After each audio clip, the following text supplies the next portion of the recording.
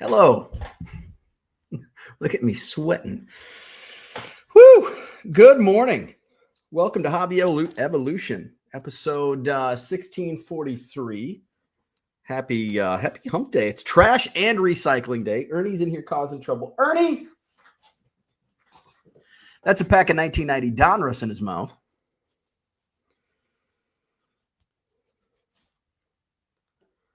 I decided to keep him home from doggy daycare today. Maybe we'll go. Maybe we'll go this morning. What's going on? Happy hump day. We got some snow last night. Not much. A couple inches of snow. Had to take the trash out this morning.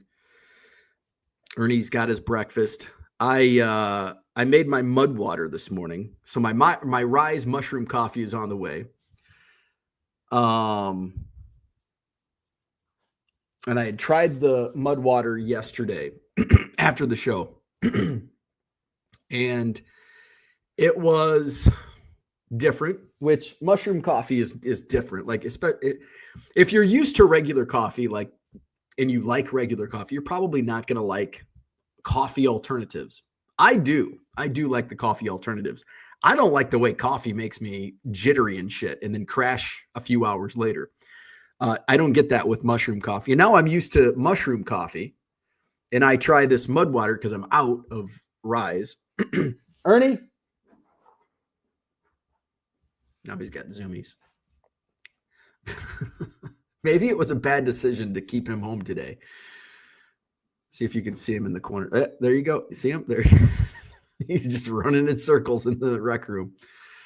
Gosh, where was I? He's eating up the 1990 Donruss pack. So I tried the mud water yesterday. And so I followed the instructions that were on the pack. There he goes. See if he comes around again. There he goes again.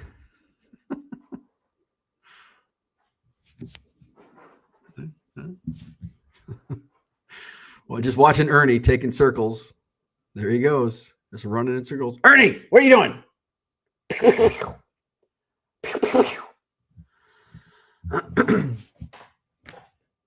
So I tried the mud water and I followed the instructions that were on the pack, and it said basically half milk, half water, and then top it off with a tablespoon of honey. I'm like, oh, that sounds milk and honey. That sounds good with your little alternative coffee. I'm like, okay, so I did that. And I took my first sip and it's like, this tastes like tea. It tastes like honey, like when you put honey in tea. And I don't want tea. If I wanted tea, I'd buy tea. So I'm like, well, maybe, because there were 3 different packages that they had that Mudwater makes. They make a matcha tea, a coffee, and then something else. So I'm like, shit, did I get the matcha?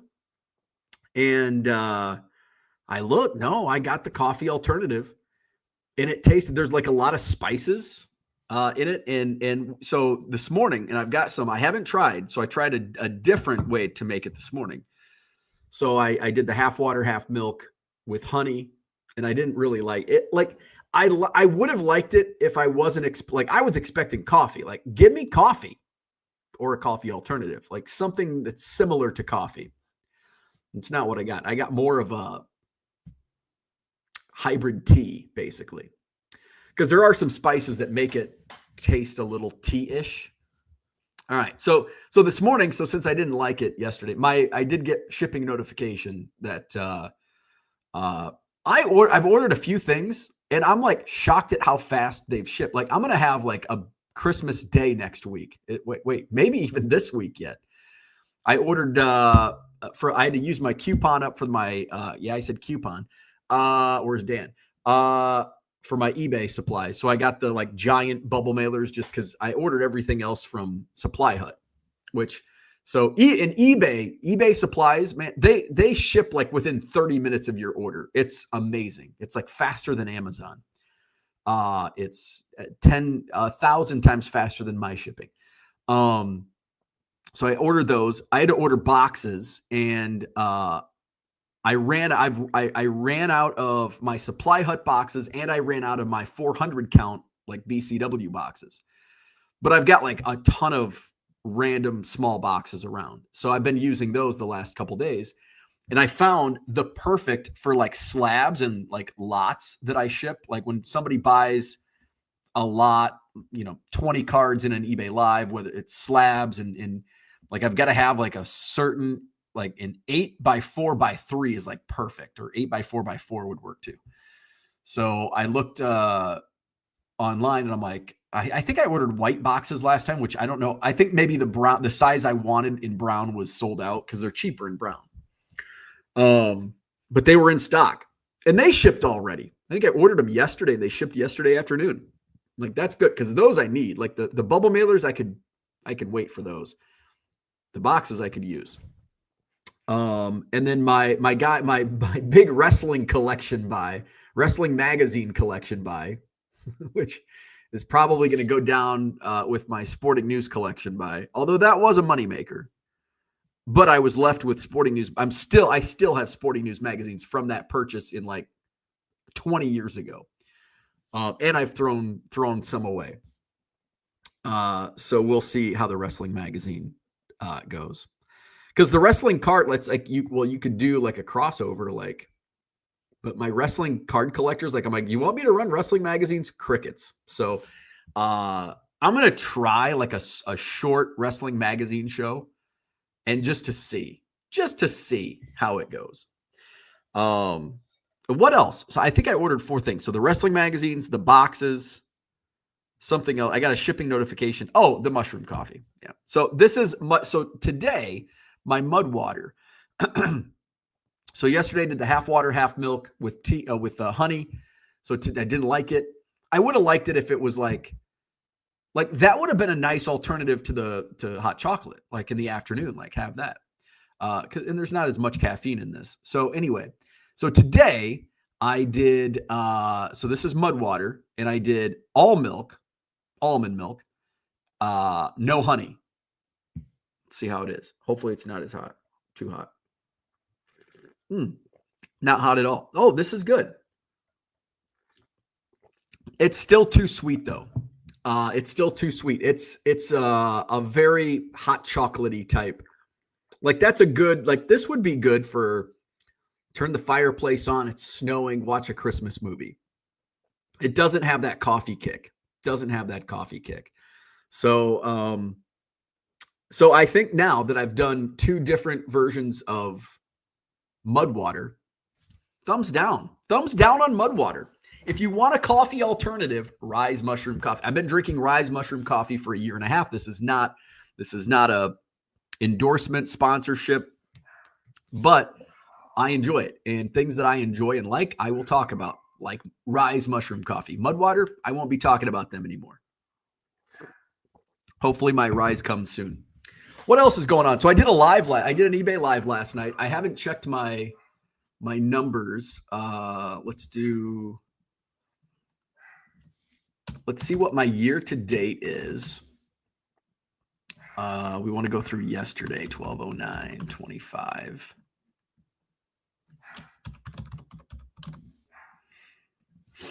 All right, let's see. 299%. So I have a new goal that I'm pushing towards. That my initial goal for eBay was year over year sales 40% growth, which eBay Live started, and I'm blowing that out of the water. So now I've been I was hovering around 250 to 260% year over year. And over the last week, some good purchases has led me to near 300%. So now my goal for the end of the year, I want 2025, I want to be above 300%. So I'm aiming not 300, 301.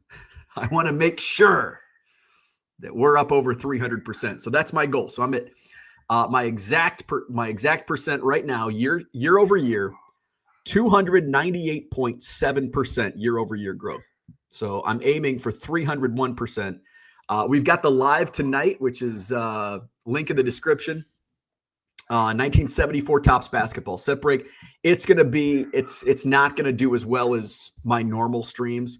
I'll do well, on the big cards. Some other cards will sell for, decent, but I think overall it'll probably be similar to last night's show where it was good. It was a good auction for Tuesday night. Now back in April, if I traveled back in time, if the ghost of Christmas past came in and took me back to April and said, in December, a bad night on eBay Live will be this much. And I'd be like, let's fucking go. Let's go, baby. That's what I'd be saying. It's crazy. Like the number that I hit last night is disappointing. But in April would have been like, I'd be jumping up and down, screaming, I'm the luckiest man alive. Did I just freeze? So that's the difference 6 months makes, or whatever April to now is. So yeah, eBay Live, in a lot of like lower end stuff. I ran some cheaper slabs, a lot of raw singles. So I need to get to a point where I'm doing some lots just to get rid of some of the dollar stuff. I really want to push towards getting that average sale price up, but I don't want to do it with lots, because with singles, like if I run a slab, like I know I'm probably going to get $10 for a slab, unless it's like a Kevin McDougal SGC 9. That's probably not going to hit $5. I was doing some junk slabs. I did a starting bid of $3 just to, in like Eric Paschal. It's like, I know I'm not going to get $10 for Eric Paschal. And I think it sold for $3, which I'm okay with. And I mentioned this in the stream last night. It's like, I paid, based on this bulk deal, I paid $10 per slab. Eric Paschal sells for $3, but Caitlin Clark might sell for $40. So it all comes out in the end. And the goal is to make money all in all. So my shift this has been like, it hasn't really been like an epiphany, like, oh, I'm going to do this. Like, it's been like subtle growth, not really subtle growth, but it's just been growth along the way where, oh, let's do slabs. And now all of a sudden it's more slabs. And I understand what's selling, what's going to be a dud, what's not going to be a dud. Where are the opportunities that I know I can find this type of inventory for cheap and then do 10X on eBay Live? I can find a WCG 10 Babe Ruth from 1980 TCMA, buy it for $5. That might hit $50. Sometimes it might hit 100. So you just gotta, and then, I want on Tuesday nights are, down, like weekends are where it's at. So on a Tuesday night, I don't want to run like the really good. I'm not going to run a Wayne Gretzky rookie card on a Tuesday night unless it's heavily promoted, which a random Tuesday show. I don't think I even scheduled the show until yesterday sometime. So there's where we at. Tonight is 74 Topps basketball set break. I'm not sure about Thursday just yet. I do have a buying trip planned tomorrow. So I'm switching up my buying week. So the intention was Wednesday, today, go to the card shop. And then Friday, I've got a breakfast meetup with Jackson. He's been buying some stuff for me. And so we're going to meet up. I'm going to get some stuff from him. So that was kind of my plan, because I'm not going to do any card shows this weekend. So that was kind of the intentions, Wednesday, Friday buying trips. But we've got the snow. My wife texted me yesterday and she's like, I ordered a purse that it needs signature confirmation. Are you going to be home tomorrow to sign for it? I'm like, are you kidding me? So I'll be signing for a purse today. And the card shop will be there. I like to go on Wednesdays. It's like kind of the day that I like to go. But the weather's crappy, like the roads, and it's all the way, across town. It's like, I don't want to go. So we'll skip that. But my buddy Craig, either his ears were burning or he listened to yesterday's show.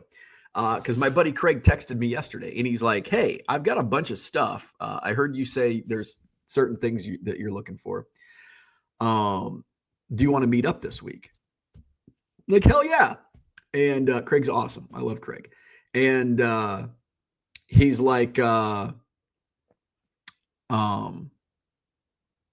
you want to come here or do you want to like meet halfway? And I know like from just what he's told me over the years, like I know he's got a ton of shit, like a ton, like we probably have similar setups in the basement. So I'm like, you know what? I need so much. And like, I'm willing to buy a lot. So I'll come over. Cause it's a lot easier that way. So I'm going to head to his place. He's over in the Milwaukee area, tomorrow. So looking forward to that. And he's awesome. Love Craig. So looking forward to tomorrow and then Jackson on Friday. And then we'll use that inventory this weekend on eBay Live Saturday and Sunday. I'm not sure times just yet, but we're live tonight. Might go live tomorrow. We'll see about Thursday. Thursday may be like just take it easy, or maybe I do it. No, maybe I do a night stream. Maybe I do a Friday afternoon stream instead of Friday night. I kind of want to go to a fish fry. On Friday night. I haven't been to a fish fry in a long time. I should. Cody's in the house. He says, try the new shop. That's a good idea. It's only like I could walk down there. I'm not going to, it's cold. But I could. So I'll, maybe I will hit that up. I don't know. We'll see. Let's go to the chat. This might grow on me, but I definitely prefer my mushroom coffee. The funny thing is, though, when I started drinking the mushroom coffee, like the first day it was like, and then the second day it's like, this is actually pretty good, and it really like, and now it's like, now it's my thing, and I've been a coffee drinker since I was like 19 years old. I had to start drinking coffee at 19 when I worked in morning radio. And, I mean, I was falling asleep driving to work cause I lived in Anawan and I worked in Galva, and, I was taking so from Anawan to Galva, nobody knows, these back roads. But like the quickest way from Anawan to Galva is like cross country. Because there's no direct route by highway. So you take some like county roads. So I would go, I'd go out of town south on 78, a few miles. There's a county road, and that cuts straight across to, is it 81? Or is it just a county? It might be another county road that comes out of Atkinson, and that takes you through. And there's like no towns. Like there's not a single, and it's a 25-minute drive. And there's not a single town. It's dark. It's corn in the summer. And it's just emptiness in the winter with barns. It's all just complete farmland for 25 minutes. And at 5 a.m. or 4:30 a.m., and you're coming off like 3 hours of sleep because I'm 19. I'm staying up late. I found myself drifting. Like I'm super lucky I didn't get myself into an accident and really hurt myself or kill myself. I don't know if you could say that on YouTube. But I finally I think one day I like veered off. Like I felt like I dozed off and I was starting to veer off onto the shoulder, like out in the middle of nowhere. And I'm like, I need to change this up. So I would blast music. And then I started, so then I took a different route. I took the longer route, which is maybe 5 minutes longer, probably saved my life. So I'd go through Kewaunee. So it'd take 78 through Kewaunee and then 34 from Kewaunee to Galva. And Kewaunee's like the big city because it's got stoplights and a Walmart. So that kept me awake. And that was kind of like the halfway point. It's about 10, 15 minutes. So that was like the halfway point. And then I started stopping. I think Burger King was the only place that was open. I don't even think McDonald's was open when I think Burger King opened like the earliest of the fast food restaurants. So I would stop at Burger King and get a coffee. And that started my coffee kick, my coffee routine all the way back in 2002. 2002. Yeah. Oh, I started in radio in 2001 because it was Christmas. It was right before Christmas, 2001. Because then I worked in radio all of 2002, and then I started in Macomb in April of 03. So wow, I worked the entire 2002 year in Galva. Anyway, forgetting my own life. Gem City Card Show, good morning. Philly Joe's in the house, good morning. Jody is here, good morning. Saw that fancy Facebook commercial yesterday. It was great, very professional. Which, the man or the woman version? I like the man version better. The woman version I was trying to, because people are going to engage with a woman on video longer than they're going to watch a dude. But I feel like the dude version is better. It's put together better. It's all AI. I didn't pay for it. Gundy, good morning.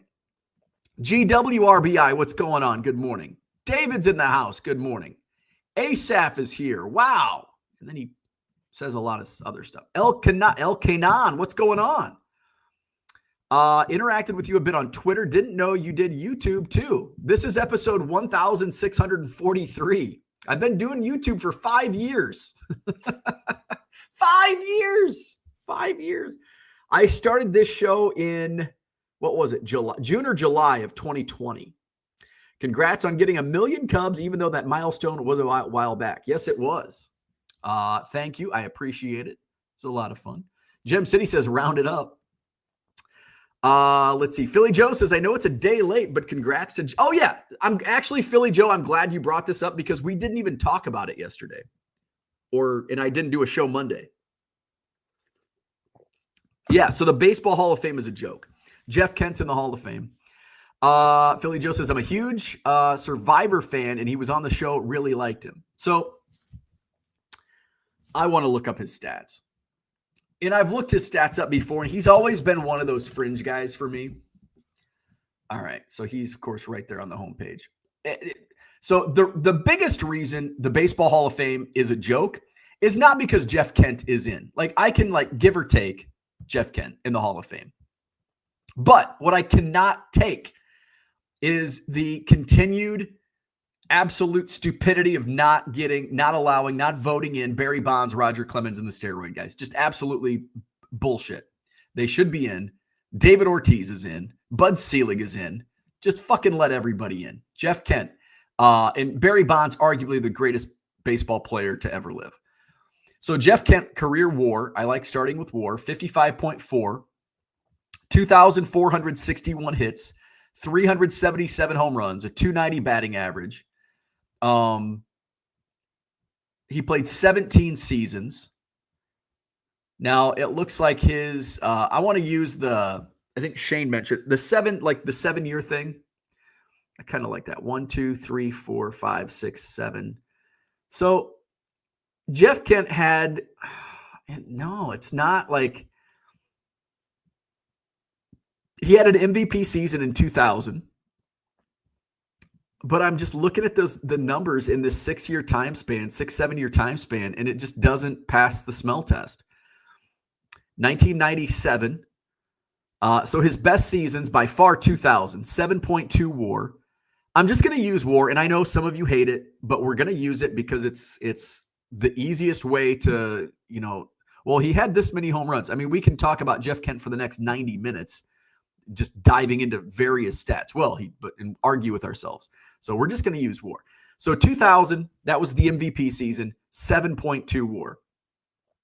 He had a 7.1 WAR in 2002, and he was 6th in MVP voting.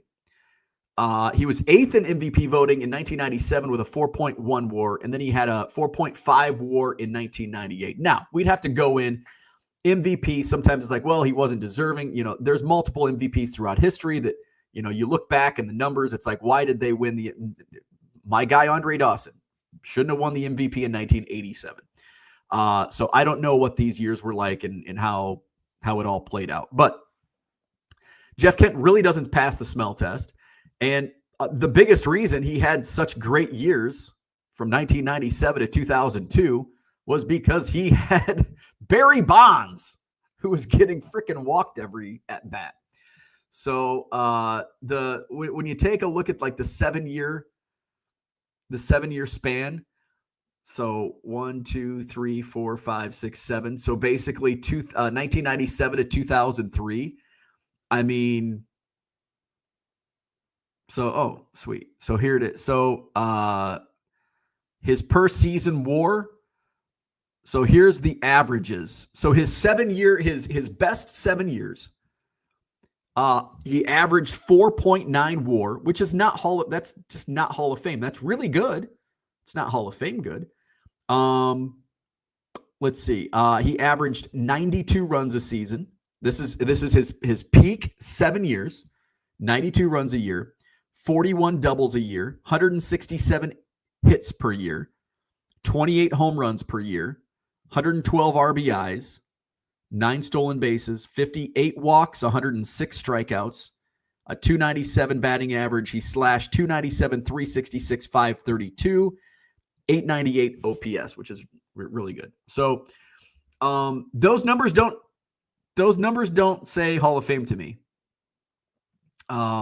Those 7 year peak numbers and the overall numbers, it's just like, yeah, he was really good. He should definitely be in consideration for the Hall of Fame. Like, I think he has the career numbers that constitutes discussion. But when you get down to it, like he just doesn't have Hall of Fame numbers in my opinion. And the numbers speak as well. Let's take a look at the Jaws. I like the Jaws. Second base, he ranks 22nd all time in Jaws among second basemen. And so when you look at the second baseman, so he ranks. So let's see, top second baseman.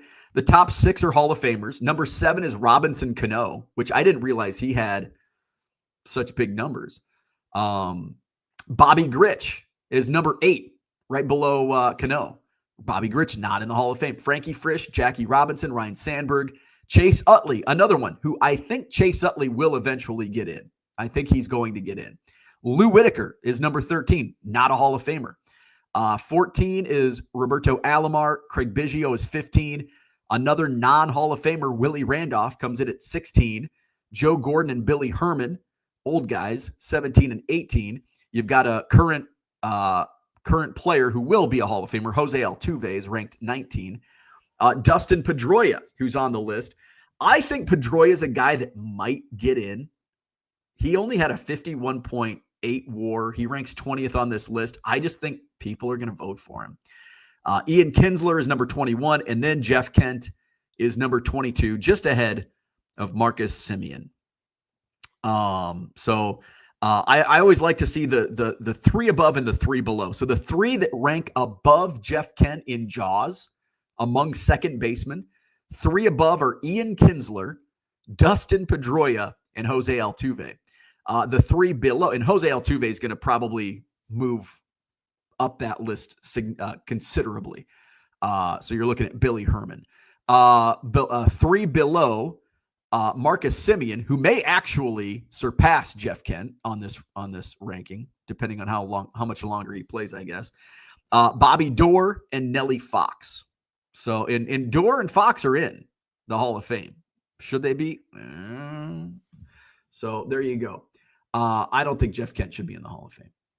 We're probably going to get back to Hall of Fame talk. Let's go back to the chat. Cody says, good morning. Make sure to get out before the sub-zero temps this weekend. Yeah, I looked at the forecast. We've got like 9 below zero on Sunday morning. So I don't have any plans this weekend. But yeah, that's a good idea. I think while I'm out and about Thursday and Friday, I'll have to hit up the grocery store, make sure I have beer and food, I guess. Biku, what's going on? Red Light, good morning. Try the new shop down the road. I should do that. Chris, in the house, you don't leave the house for days at a time. I wonder why your wife thought you'd be home to sign for a person. That is true. It's like, why wouldn't I be home? I'm always home. Michael, good morning. Philly Joe says, good morning, Bowen gang. T. Keenast, what's going on? Good morning. Max says, Kent's a war darling, isn't he? Also, Packers are atop the NFC North. Hey, they are? Man version, says Jody. Who's your cardboard? Says Roger Maris is not in the Hall of Fame, but Jeff Kent is. So, all right, let's do a side-by-side.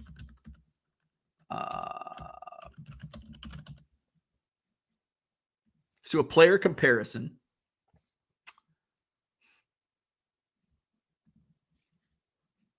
Oops, no, we want, is this going to be it? Yeah, here we go. All right, so we want Roger Maris and Jeff Kent. All right, so let's get these results. Let's compare Roger Maris and Jeff Kent. Okay, Jeff Kent, the war darling, 55.4 war to 38. Roger Maris war, 38.2. Roger Maris only had 1,325 hits. All right, that immediately, as soon as I see Roger Maris 1,300 hits, no, he's not a Hall of Famer. 275 home runs for Roger Maris, 850 RBI, 21 stolen bases, a 260 career batting average. There is not a single thing on this list. Roger Maris, no, not even close. Not even close. Jeff Kent by a mile in that player comparison. Max says, Maris isn't close to Hall of Fame worthy, I don't believe. Nope, he is not. He did do two things. He won a couple MVPs, and he hit a lot of home runs in one season. So Roger Maris, die early and hit 61. So, yeah, the Hall of Fame sucks. The Hall of Fame sucks until Barry Bonds and Roger Clemens and a lot of other guys are in. Alex Rodriguez. Although, AJ Pierzynski came out and said, and I'm starting to change my tune. And I change, like, you can convince me on a lot of things, especially when it comes to the Baseball Hall of Fame. The Don Mattingly. I was like, nope, Don Mattingly. But I'm like, okay, because I hate the compilers, the Harold Baineses. Jeff Kent's a semi-compiler, 17 years. So I'm not a big fan of the compilers.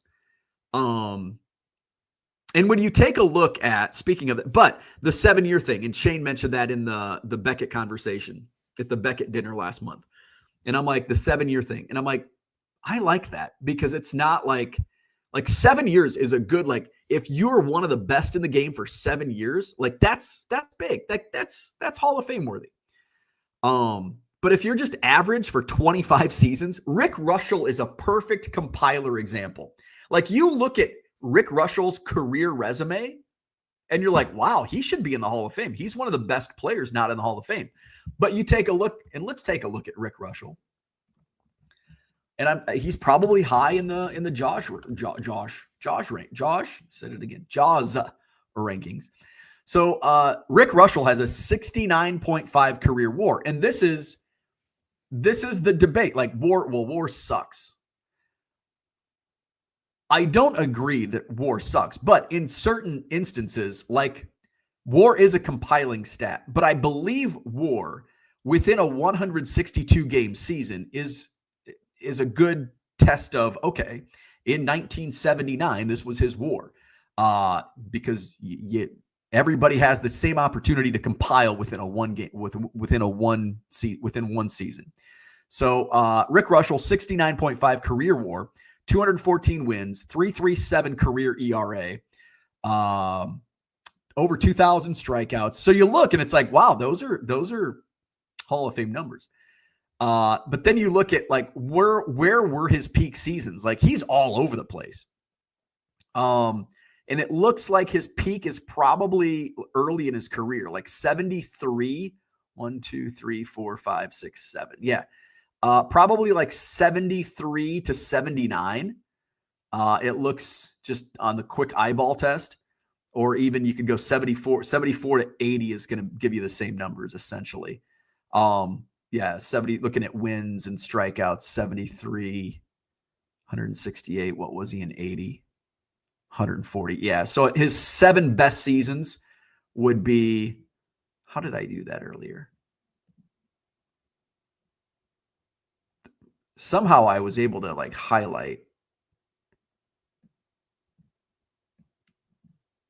I did it with Jeff Kent. Now I can't figure it out with Rick Reuschel. But so 73, this is Rick Reuschel. This is a perfect example of a compiler.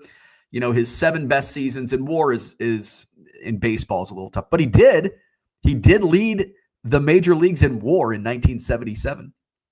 Finished 3rd in the Cy Young. But you look at for pitching, he was 3rd in the Cy Young in 77, 3rd in the Cy Young in 87, and then 8th in the Cy Young at age 40 in 1989 with the Giants. So I'm curious where he ranks in JAWS among starting pitching. But I look at these numbers, the 7-year numbers for Rick Reuschel. It's not there. Can I find the JAWS on Rick Reuschel? And I think he was a one and done on the ballot, right? Yeah. He was on the ballot in 1997. Didn't even get a percent. 0.4% on the 1997 Hall of Fame ballot. You go back and look, and it's crazy what, you know, in today, if you put Rick Reuschel on the ballot, he's probably getting 50% of the vote. He might not get in, but he's going to be damn close, I think. He's going to stay on the ballot more than a year. So Rick Reuschel on the JAWS leaders is 32, which is pretty high, which is kind of where I expected. And he's like that fringe. I like to go 3 above and 3 below. The 3 pitchers directly above, that rank above him, number 29, John Clarkson, way back. Number 30, Nolan Ryan. Number 31, Roy Halladay. The 3 below Rick Reuschel, Kevin Brown, which you can make an argument for Kevin Brown. Bullet Rogan and Jim McCormick. McCormick and Brown, not Hall of Famers. Bullet Rogan is a Hall of Famer. You got some others, a lot of Hall of Famers below him. Carl Hubble, Hal Newhouser, John Smoltz, Jim Palmer, Don Drysdale, Juan Marichal, Bob Feller, Sabathia, Sutton, all way below the JAWS rankings for pitchers. Rick Reuschel comes in at number 32. The only non-Hall of Famers above him, Roger Clemens, who obviously should be in, Curt Schilling, who also should be in, but he kind of hurt himself, Zach Greinke, who's still active, Max Scherzer, who is still active. Those are the only pitchers above Rick Reuschel in JAWS. And then the only non-Hall of Famers in like 10 below. Let's see, 1, 2, 3, 4, 5, 6, 7, 8, 9, 10. The only Hall of Famers below Rick Reuschel are Kevin Brown, who you can also make an argument for, Jim McCormick. I don't know anything about him. And Wes Farrell. There's 7 Hall of Famers below him, 7 out of 10. So, but in my opinion, Rick Reuschel's not a Hall of Famer. It's just longevity. He was a compiler. He pitched in 21 seasons. His 7-year numbers, he had a great 1977 season, and then he had some above average seasons, but 80, he had a really good season in 85. 19 seasons. 1972 to 1991. Let's see. Longevity definitely matters. It shouldn't. I think longevity in the, I think you can't be like a Tim, and before I even say that, like Tim Lincecum, I think didn't pitch, and he also didn't have like that 7-year base. He pitched longer than I thought. He pitched 10 seasons, but he had 2 really good years. He won a Cy Young back-to-back, 2008, 2009. And Tim Lincecum probably, I just want to go. I know pitching WAR is kind of bullshit, but He had a 7.8 WAR, wins the Cy Young in 2008. 7.4 WAR, wins the Cy Young in 2009. Then he has a 3.3 WAR, 3.7, and then the wheels just completely fall off. Negative 1.7, negative 0.5, negative 1.1, 0.3, negative 1.6. So, he had 2 great seasons, but he didn't even put together 7+ WAR seasons. I don't think 1, 2, 3, 4, 5. He didn't even put together 7+ WAR seasons. And one of those 6 was 0.3 WAR. 0.3, 2.3, 3.3, 3.7, 7.4, 7.8. And there's some people that are like, oh, I love Tim Lincecum. Let's see. Max says you also have to play quality ball too. Russell would not be a good example from what you were saying. Bradley, what's going on? How much snow? I think a couple inches. I went outside this morning. We got an inch on, what day is today? Wednesday? Tuesday?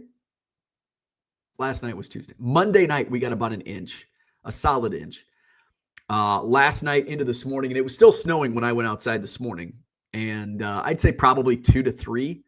I think we were projected to get 2 to 4 inches. So I think the biggest issue is it's supposed to be windy. So it doesn't look bad. Like I'm looking outside. It looks actually very calm. It's not snowing anymore. It looks very calm. I could take Ernie to doggy daycare today. Unicorn Cupcake says a couple inches. Damn, we got like 6 to 8. Yeah, North was supposed to get hit really hard, harder than us. Yeah, we got 2 to 3. All right, I'm going to go. I got some shipping to do. I might take Ernie to daycare. It's only 9:20. I think we should. Oh, wait, I already told my wife I was going to keep him home. She says, good idea. That means I got to keep him home. Let's see. Shane says that specific committee always puts interesting people in. Oh, is that like the old, like the dead ball or whatever? All right. So tonight, 1974 Topps basketball set break. Baines, Lee Smith, Fred. Oh yeah. Jeff Kent. Tonight, 7 o'clock Central, 74 Topps basketball set break. Gonna auction off the entire set.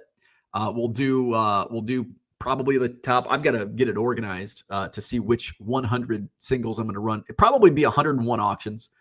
Do 100 singles, and then a lot. I might actually kind of like what we did. One of the previous set breaks I did, where I did 100, and then I kept like 10 spots open for requests. Like some people are like, oh, I want this guy or this guy. Do you have any Zelmo Beatty? Like, okay, let's run the Zelmo Beatty. And then all of a sudden it gets like $3. So we'll probably do that, do 111 auctions, 100 that I pull out, and then 10 requests, and then the rest of the cards in one lot. So that's tonight, 7 o'clock Central, 74 set break. And then I haven't decided times on the rest of the week.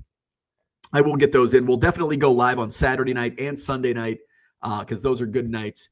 And just because the weather is going to suck this weekend, I'll probably do, might skip a Sunday show. Sunday afternoons, I kind of want to stay away from just because there's so much football on. I still get decent crowds, but not as much as I'd like. So maybe a Saturday show. We'll see. All right. Like and subscribe, and hope to see you tonight on eBay Live.